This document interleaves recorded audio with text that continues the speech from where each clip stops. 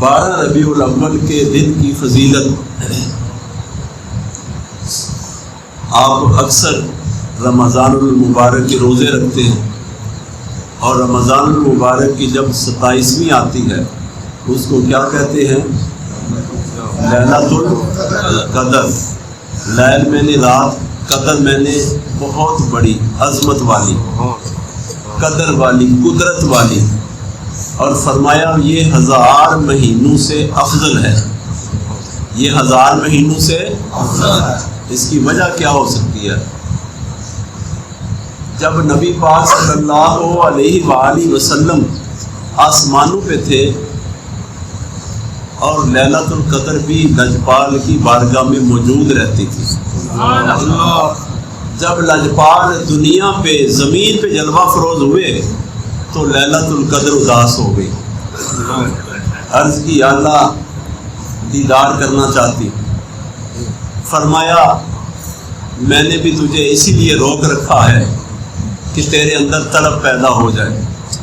اب طلب ہو گئی ہے، میں 27ویں کو تجھے زمین پہ بھیجوں گا، اور میرے محبوب صلی اللہ علیہ وآلہ وسلم کی بارگاہ میں آپ خوش ہو جانا، اور پھر اس رات کو میرے محبوب کے امتی بھی خوش ہو جائیں گے۔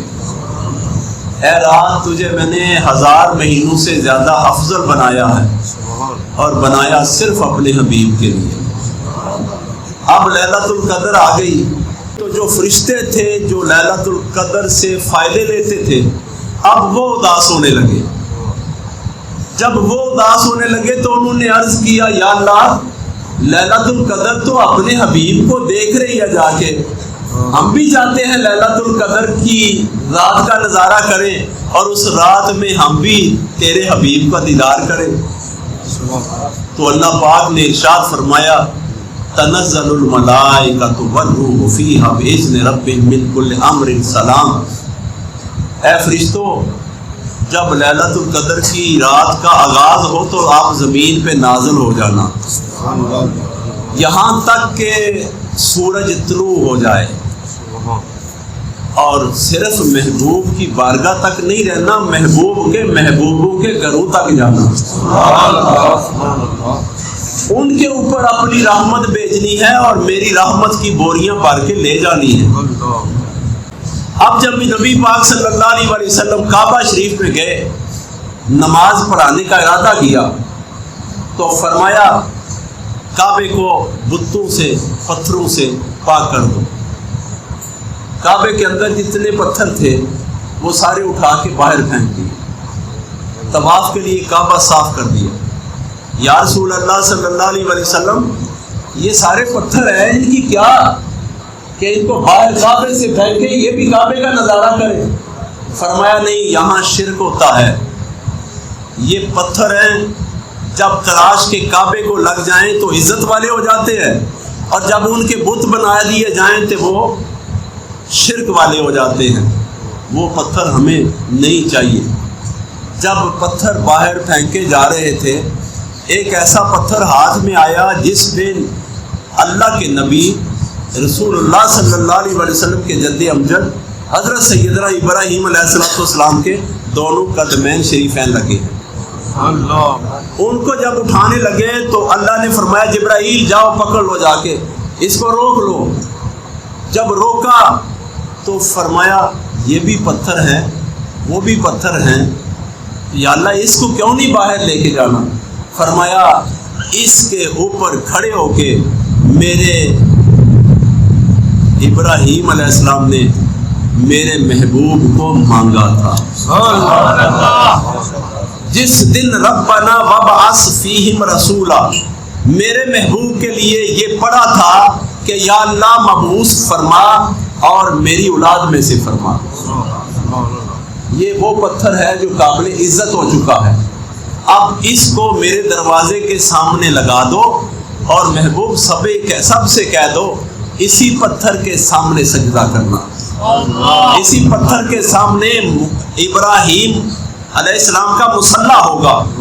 یا اللہ اب یہ عجیب سوچ ہے کہ وہ بھی پتھر ہے یہ بھی پتھر ہے، اس کی عزت اس لیے بڑھا دی کہ اس کو قدموں سے نسبت ہو گئی ہے۔ ہزاروں پتھروں سے وہ پتھر افضل ہے جس پہ نبی کے قدم لگے۔ اب آتے ہیں 360 راتوں میں سے ایک رات ایسی ہے جو لیلۃ القدر کی ہے، وہ 1000 مہینوں سے افضل ہے۔ اب تھوڑا سا اپنے اندر سے مشورہ کریں، جس دن لیلۃ القدر کے وارث،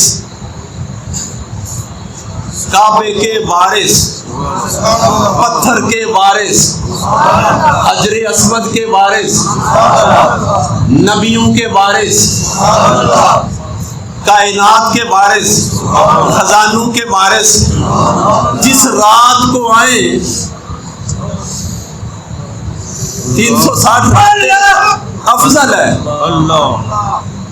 لیکن جس رات کو وہ آئے کیا اس کی گنتی کر سکتے ہیں کہ یہ 1000 مہینوں سے افضل ہے؟ جو غلام بن کے آئے دیدار کے لیے وہ 1000 مہینوں سے افضل ہے، تو جس کی غلامی میں آئے ان کی رات کا عالم کیا ہوگا؟ فرمایا محبوب جس رات کو آپ تشریف لائے اس رات کو آپ سے نسبت ہو گئی ہے، جس طرح قدمین شریفین سے نسبت پتھر کو ہو گئی اور پتھر فضیلت والا ہو گیا، جس رات کو لیلۃ القدر آئی وہ رات فضیلت والی ہو گئی۔ اے محبوب اب تو کل کائنات کے دن بھی اس رات پہ قربان ہیں، راتیں بھی قربان ہیں جس رات کو آپ تشریف لائے۔